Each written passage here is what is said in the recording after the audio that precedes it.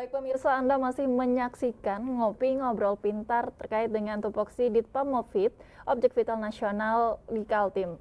Nah, ini tadi kita sudah sedikit membahasnya ya Pak, Iya. di sini dengan Pak Hidayat.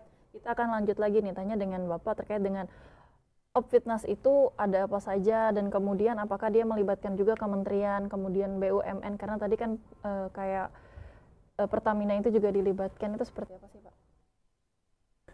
Jadi gini, Obfitnas itu berdasarkan keputusan dari kementerian terkait. Nah, kalau seperti Menteri SDM, ya, jadi dia akan mengeluarkan kepada yang berkaitan dengan sumber daya mineral. Ya, jadi Minerba itu semua SK-nya dari dia sehingga statusnya perusahaan itu menjadi Obfitnas, kan gitu ya. Berikutnya juga dari Kementerian Perindustrian. Kementerian Perindustrian juga sama, dia mengeluarkan SK kepada salah satu pabrik, ya kan, menjadi Obfitnas. Dan termasuk dari BUMN, ya dari BUMN kan ada beberapa listrik, ya PLN, itu semua Pertamina, nanti itu SK-nya juga ada dari menteri. Salah satu kementerian bisa mengeluarkan SK dia sebagai Obfitnas, disitulah sudah memenuhi standar untuk pengamanan, mendapat pengamanan tadi, iya. Dan tentunya diawali dengan MOU karena dari PP Peraturan Pemerintah nomor 60 tahun 2016 mengatur tentang itu sehingga seluruh anggarannya masuk ke PNBP. Gitu. Kemudian nanti untuk pengamanan itu kan bertingkat tadi yang seperti Bapak jelaskan ya, ada bintang 1, 2, 3, dan 4. Mungkin kalau misalnya dia SK-nya itu di awal, berarti mereka akan langsung dapat bintang 1 dulu, atau seperti apa? Terus perbedaan mungkin dari sisi jumlah personil dan sebagainya, apa yang membedakan dari pengamanan 1, 2, 3, dan 4 tadi itu Pak? Jadi begini, keamanan itu adalah jaminan tidak terganggunya investasi. Sistem pengamanan itu bisa berbentuk orang, bisa berbentuk alat. Nah gitu. Jadi kalau jumlah personil pengamanan yang dilakukan oleh masing-masing perusahaan itu berdasarkan kebutuhan, ya, dan kemampuan bayar kan gitu. Ya, kemampuan bayar perusahaan. Ada perusahaan sudah kerjasama tapi tiba-tiba bangkrut, kan ada, sehingga tidak mampu bayar. Tapi pengamanan itu tetap menjadi tugas pokok daripada pihak kepolisian terhadap Obfitnas maupun Opter. Nah, jadi kalau dibilang bintang 1, bintang 2, bintang 3, bintang 4 itu adalah proses sertifikasi bahwa sistem manajemen pengamanan yang dilakukan oleh pihak perusahaan sudah memenuhi standar atau belum. Nah, kalau belum, terus kita berikan masukan dengan cara sebelum dilaksanakan audit oleh pihak Mabes Polri, Direktorat Pamofid Mabes Polri, itu dilakukan namanya pendampingan atau asistensi. Setelah dilakukan asistensi, dilakukan verifikasi, yaitu masing-masing membutuhkan waktu maksimal 3 hari. Nah, setelah verifikasi baru dilaksanakan audit. Nah, audit itu nanti ada permohonan dari mereka dan audit juga ada PNBP-nya, Mbak.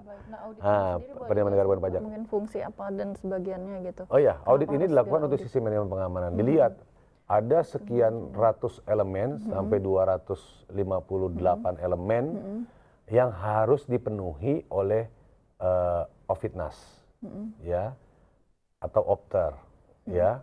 Jadi nanti dia memenuhi 258 kriteria tersebut harus dijawab semua.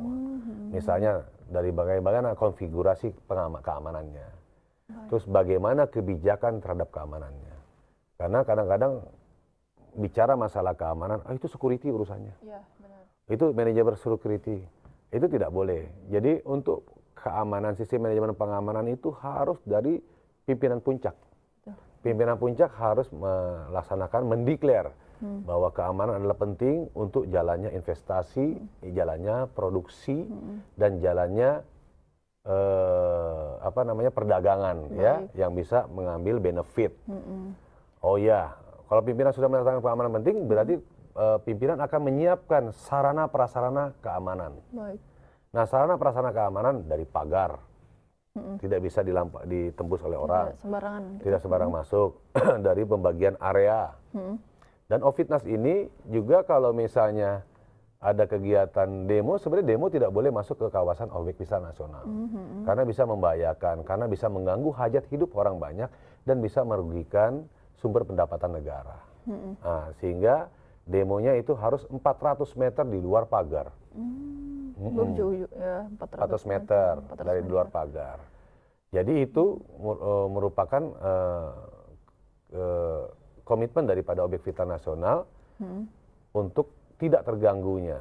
Walaupun undang-undang menyampaikan pendapat di muka umum, diberikan hak kepada masyarakat, diberikan hak kepada pengunjuk rasa, penyampaian pendapat umum, berdasarkan undang-undang, kita memberikan itu, tapi tidak boleh mengganggu daripada hajat hidup orang banyak.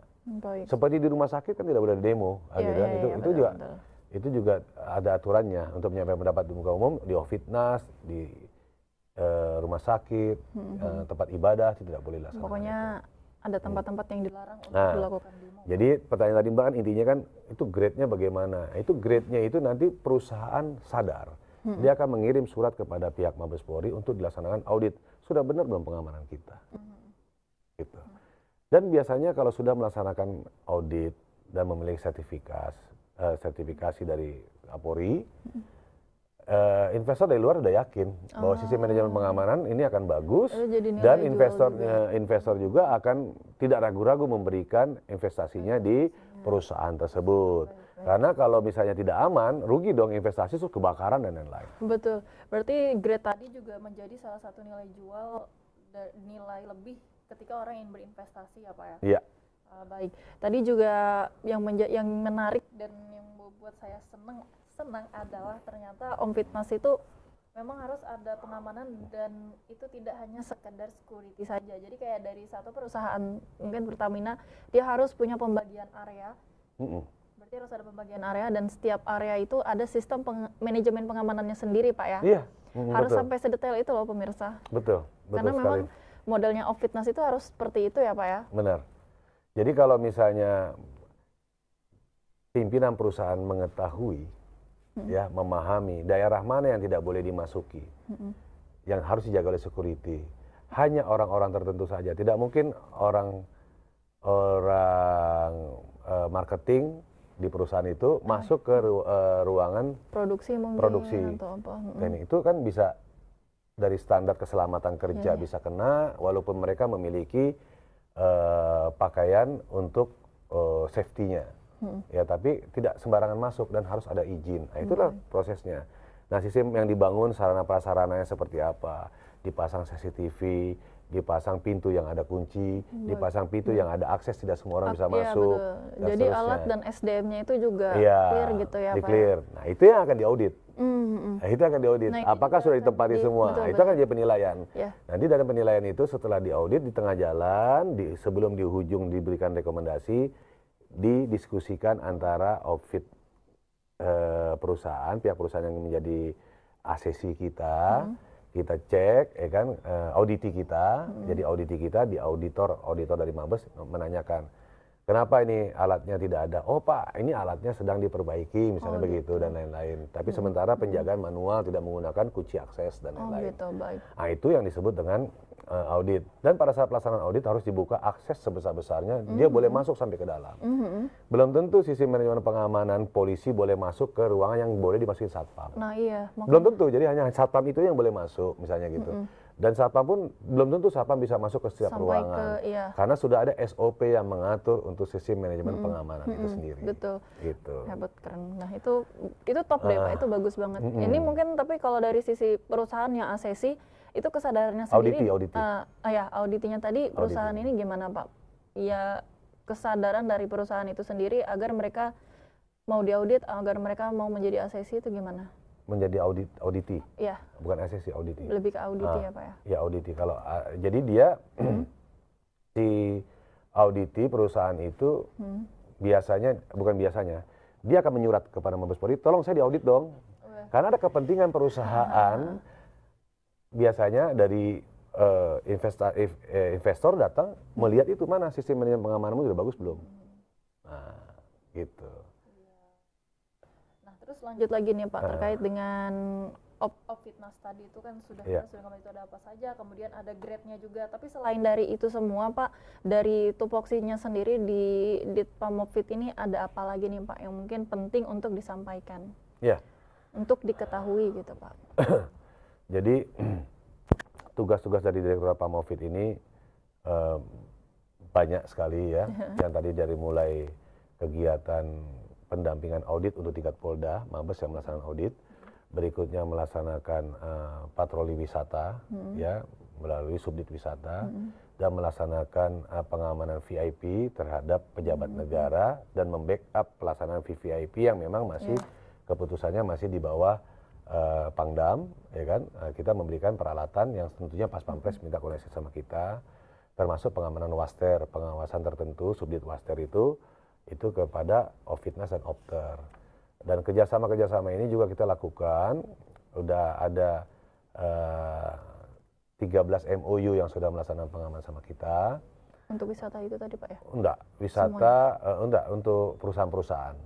Ya, perusahaan-perusahaan dari baik itu dari Pertamina, SKK Migas ya, yang membawahi beberapa unit usahanya seperti Pertamina Hulu Mahakam, PHM, Sanga-Sanga dan seterusnya itu ya, termasuk dari PLN, ya PLN itu dari PLN, termasuk juga dari Batubara yang menjadi Ofitnas, pengamanan juga koordinasi dengan kita, dan yang berikutnya ada juga dari Pertamina Hulu, ya Hilir juga sama. Jadi intinya kita berusaha untuk memberikan jaminan keamanan melalui kerjasama MOU. Komitmennya ya Pak ya, siap.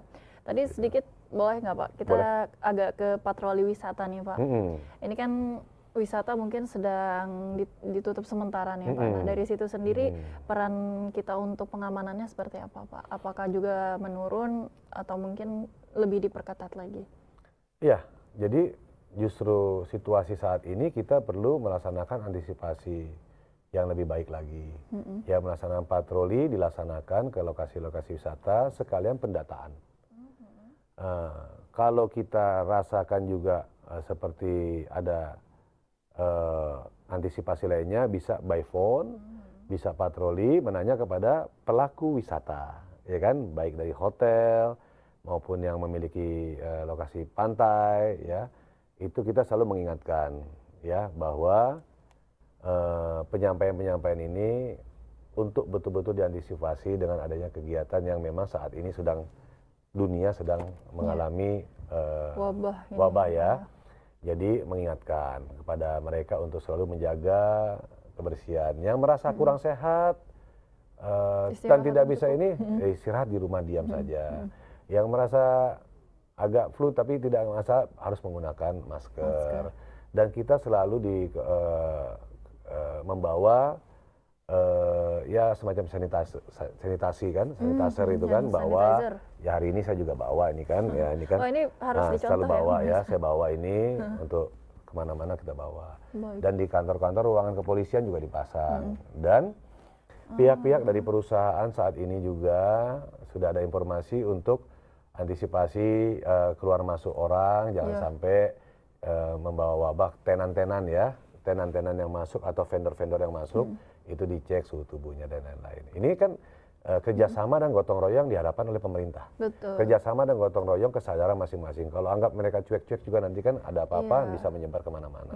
Intinya pengamanan ini perlu dilakukan dari diri sendiri.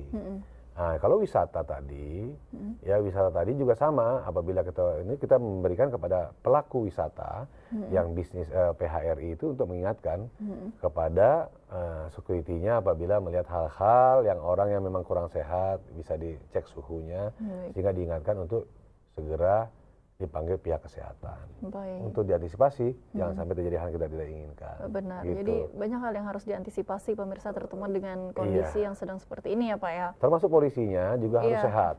Betul. Barusan kita bawa polisinya harus sehat. Makanya tadi apel pagi kita ada senam tadi kan sudah saya gerakan tadi kan. Terus kita pengecekan suhu tubuh juga gitu, biasa polisi patroli keluar keliling kemana-mana gitu Pak? Iya, pengecekan suhu tubuh ya, tapi kan kita juga kan jarak kan sudah dikasih SOP-nya dari pemerintah. Ya kan jaraknya harus ada 1 meter, tidak bersentuhan dan lain-lain. Kita salamannya sekarang hormat para pimpinan, itu tataran harus jalan. Biasanya kita salaman, hormat, ya kita langsung.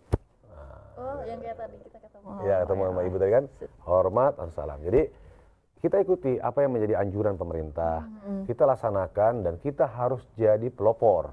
Jadi pihak kepolisian, aparat, TNI, Polri selalu jadi pelopor untuk kepada masyarakat supaya jangan menganggap remeh himbauan pemerintah. Betul, siap. Pemirsa, kita akan lanjutkan lagi nanti perbincangan kita setelah pariwara berikut. Nggak terasa kan? Tetaplah bersama kami.